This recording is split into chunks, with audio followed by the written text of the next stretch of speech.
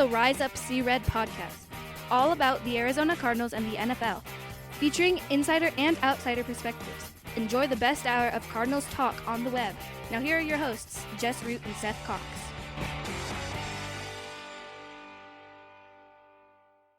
Hello, Arizona Cardinals fans, and welcome to the latest edition of the Rise Up See Red podcast, the best hour of Cardinals talk live. It's episode 395. This is a solo show, and in a different spot than we normally are. This is Jess Root, your host from cardswire.com, the Arizona Cardinals site from the USA Today NFL Wire. I'm not at home this weekend. I'm in Lubbock, Texas, visiting my son after he had an incident, and so I'm in his apartment late at night on a Saturday night, but there's some stuff to talk about. And I'll take care of that while we will have another show Sunday night, which will publish on Monday, and then on Tuesday night, which will publish on Wednesday. This is episode 395, and it is about the Arizona Cardinals coaching situation. We'll go ahead and get started. And basically, we have three topics to discuss. One is a report from the Pro Football Network. It came from out at the Senior Bowl at Mobile, Alabama, and it was about the coaching situation and Kyler Murray. Basically, that Kyler Murray is the problem, and that is why some of the coaches haven't wanted to coach the Cardinals this year. Some of the candidates have some hesitation about Kyler being the guy and having that contract for the next 4 years. It's very interesting because most coaches want a young quarterback that they can work with. Now, there are some whispers about Kyler, about his work ethic, about the video games and this and that, his preparation. However, if we go back to high school, if we go back to college, no coach has ever complained about his preparation. His practice mentality is intense. He wants to practice hard. And there might be something to the fact that he isn't as coachable as some might think, but we can also look at the situation with Cliff Kingsbury as not being great in that last season. There was a report, as we recall, that said that Kyler's negativity was starting to get to people. Kyler's an intense individual, and there's nothing wrong with that. He's super competitive. He wants to win, and he's not warm and fuzzy, but he's never been that way. I find it hard to believe that legitimate head coaching candidates would be wary about a guy like Kyler Murray, especially with the performances that he's put up before last year. If we go back to his rookie season, rookie of the year season, definite promise there. Go to 2020, there was in the middle of the season, 4 or 5, 6 game stretch where he looked like a legitimate MVP candidate. It didn't start that way. It didn't end that way. And then in 2021, the first half of the season, he was arguably the best player in the league. He was an MVP favorite at that point. Injuries to him, injuries to the team, led to some inconsistent play late in the season. And then we go back to this last season. This last season wasn't a good one for Kyler. It was a struggle. He was not nearly as effective as he was in the deep passing game. He dealt with injuries himself. There were scores of injuries on the team, on the offensive line. He never had DeAndre Hopkins, Marquise Brown, and Rondale Moore in a game together. Hopkins obviously was suspended for 6 games. Then just before Hopkins came back, Marquise Brown injured his foot. Rondale Moore was on and off the field all season. Zach Ertz got hurt late in the season. And so his weapons were limited. And so his play, there's no excuse. His play wasn't as good. He wasn't as good down the field. He missed more throws. He had a wrist injury in camp. He caught COVID, so he missed practice reps that way. He didn't participate in much of the offseason program because of his contract situation. And so there's a lot of things that go into that. That said, you'd have a hard time believing that a coach wanting to get a head coaching job would be leery about a guy of Kyler's talent. There's only 32 head coaching positions in the NFL. Many candidates have taken jobs with worse quarterback situations. For example, now granted, Brian Daboll of the New York Giants, Mike Kafka, who is one of the candidates, his offensive coordinator, worked with Daniel Jones. Daniel Jones has not shown what Kyler Murray did, and Daboll managed to take the Giants to the postseason with Daniel Jones performing at his highest level. You would think that an NFL head coach or someone wishing to be an NFL head coach would love to see that talent embraced and take it as a challenge to be able to take him to that next level. So, granted, I will say this. The network that is breaking this story is not one that's known to break Cardinals stories. And so I don't want to just consider the source, but we haven't heard this from other national reporters who honestly don't have any issue with reporting things that are negative to Kyler Murray. As there seem to have been things each and every offseason that come out that cast Murray into a negative light. We'll go back to last season, the Chris Mortensen report about him being a bad teammate, a finger pointer, selfish, immature. Most recently in Rappaport's report I think it was last week, talking about how Kyler Murray was going to take his time from his injury when, from both other sources, including Seth Cox, who normally is one of the co-hosts on the show, said that does not come from the Kyler camp. Kyler Murray's camp is saying that they're going to believe that he could come back for the start of the season. And while the report that he might not be back by the midseason makes it sound like he is taking his time when he wants to get back on the field. So it's going to be an interesting thing to see how that moves forward and how Kyler responds this next season to new coaching, a different philosophy, a different offensive system. Personally, I'm excited to see it. There was the balance when Cliff Kingsbury was hired of giving Kyler an offensive system he was familiar with. But at the same time, he has the talent that you believe that he could thrive in any offensive system, and one that perhaps is slightly more complex. We'll see what happens in that. But coming next on the Rise Up See Red podcast, the best of our Cardinals talk on the web, let's talk about the 3 candidates that there appear to be finalists. The Cardinals have second interviews with 3 candidates. That's coming next on Rise Up See Red. We're back on the Rise Up See Red podcast, the best of our Cardinals talk on the web. And over the last few days, we now have 3 candidates who seemingly are the finalists for the head coaching job. 2 of them came from the new batch of candidates that were interviewed for the first time this last week. It appears Vance Joseph is out, even though that there are some reports saying that he is still a viable candidate to be their head coach. Considering some of the defensive staff is already out, Charlie Bullen taking another job at the University of Illinois.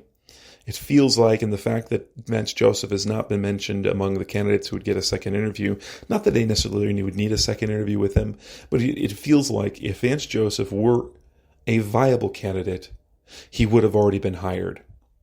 And so I don't think he's necessarily in the running to be the head coach, although I do think that there's a possibility that he could, and that ownership would like him to remain on staff.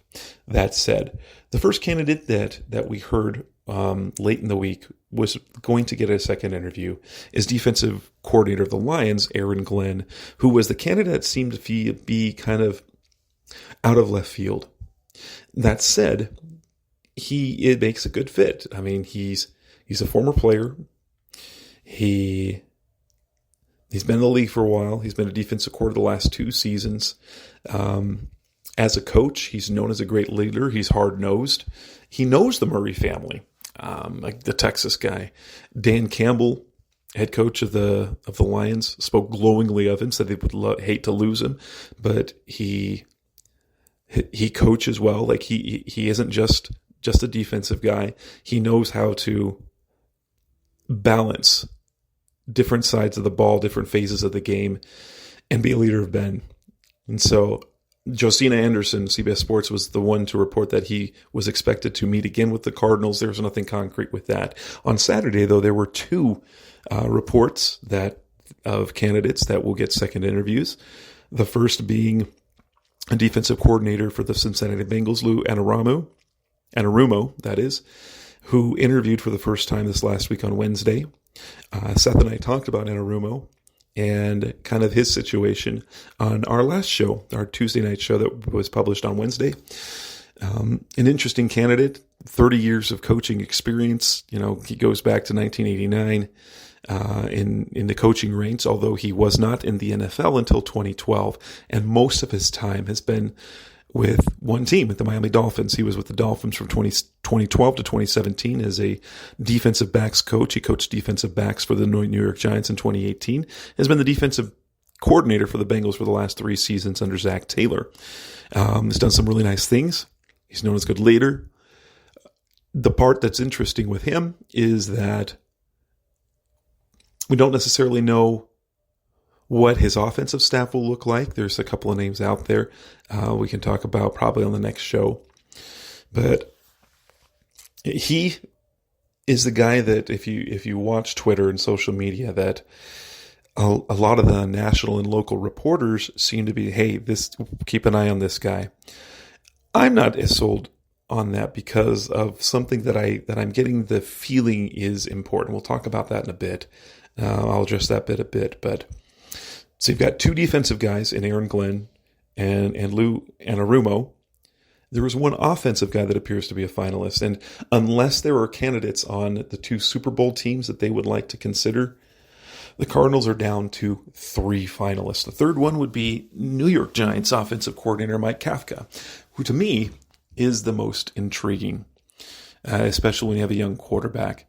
Kafka has been in the NFL coaching ranks since 2017, but he comes from he worked with Andy Reid 2017 to 2021. He worked with the Kansas City Chiefs, and you like who he's worked with. Under Andy Reid, he was quarterbacks coach for Patrick Mahomes 2018 through 2021. You have to note that the work that Patrick Mahomes has done at quarterback, granted, he might be the most special player we've seen at the position. He's a game changer. Kafka was his coach. And the last 2 seasons, 2020 and 2021, he was the passing game coordinator as well. Fast forward to 2022, Brian Daboll, new head coach for the New York Giants, who previously had not worked with Kafka, hired him to be his offensive coordinator and offensive play caller. So he called plays for the Giants in 2022 and coached Daniel Jones, who had his best season as a pro.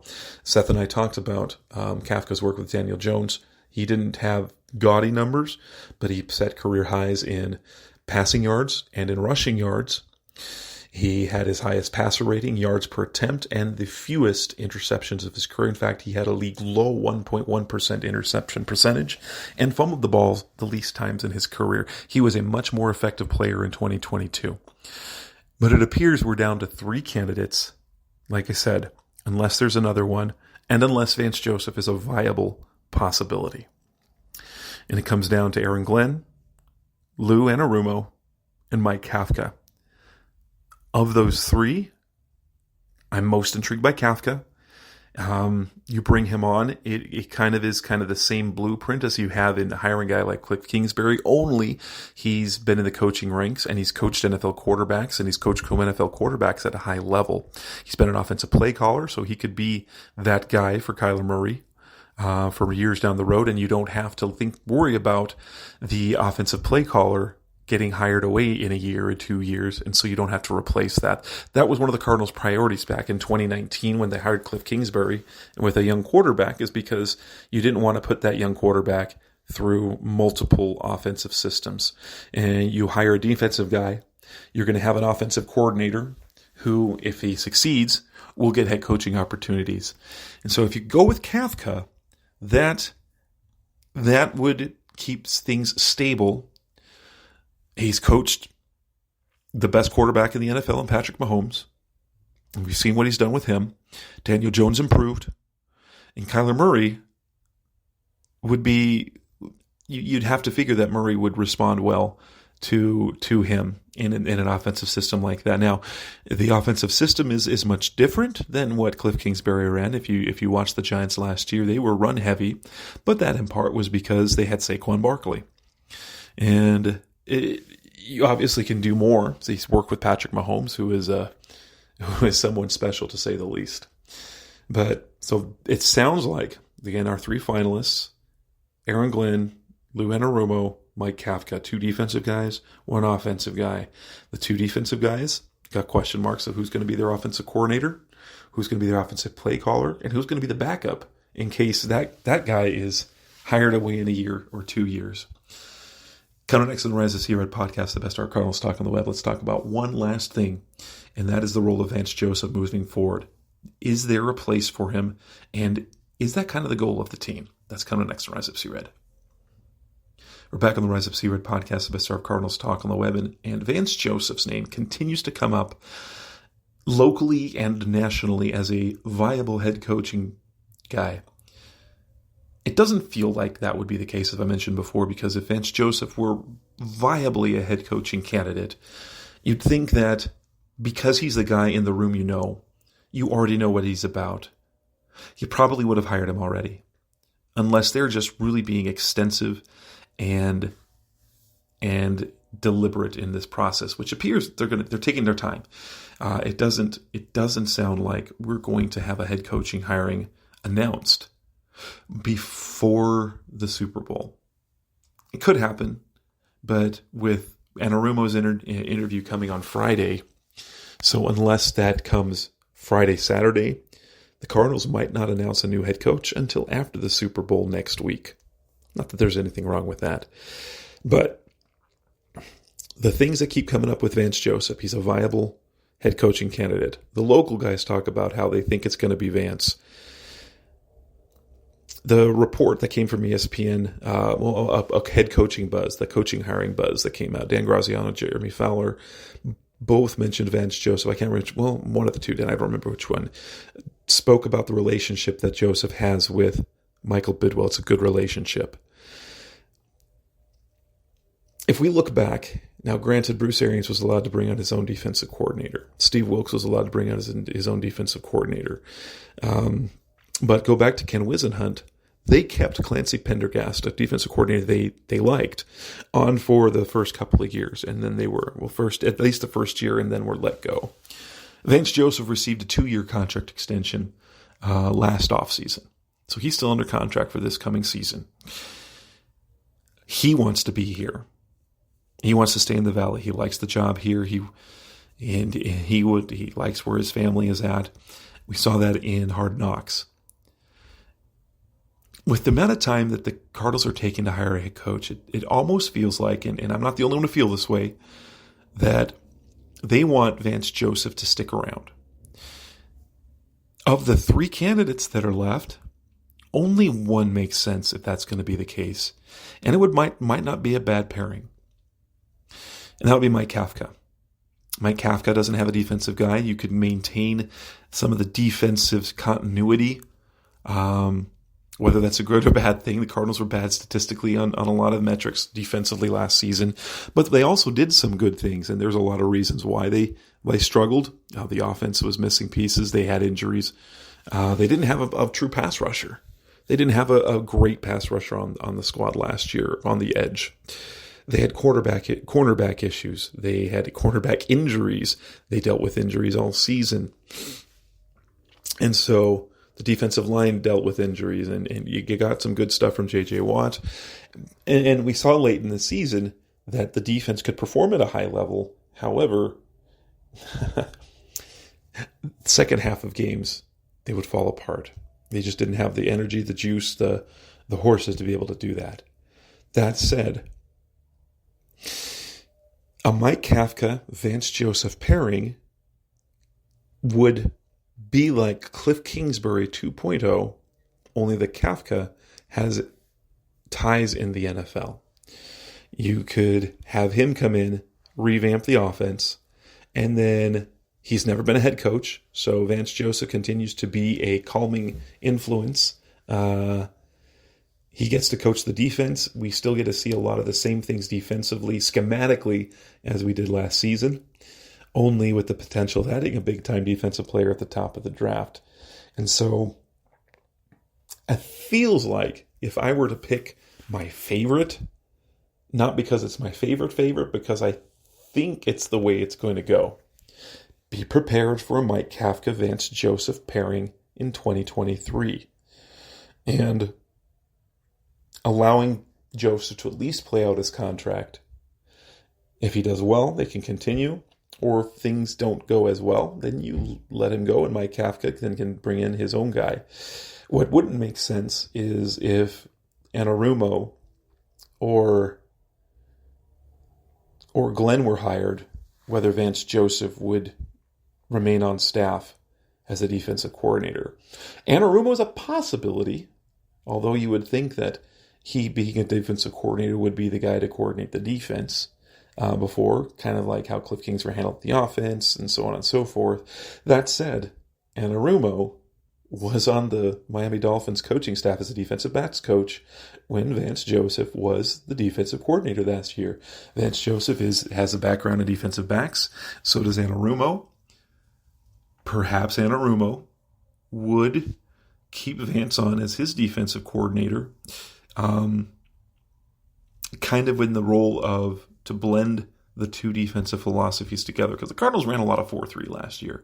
Let's be honest, the way they used Isaiah Simmons, it made it look like they had kind of a 4-3 look for much of the season.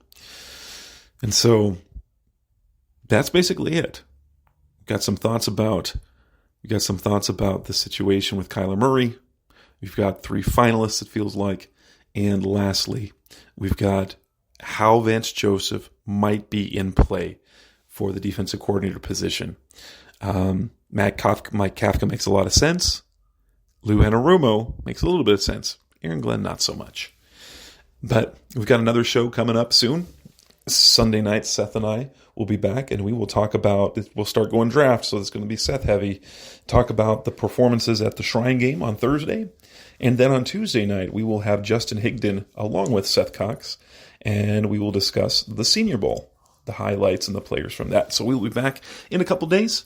This is the Rise Up Sea Red podcast, the best hour Cardinals talk on the web. I'm Jess Root from cardswire.com. Thanks for listening. Thanks for listening to the latest edition of the Rise Up Sea Red podcast. Listen to previous episodes and subscribe to the show on Apple Podcasts, Stitcher Radio, Audioboom, or many other podcast platforms so shows are delivered directly to your mobile device. Please give the show a 5-star rating and always support the sponsors who support the show. We'll be back soon for the best hour of Cardinals talk on the web. Rise up Red Sea, be Red Sea Red, and of course, Rise Up Sea Red.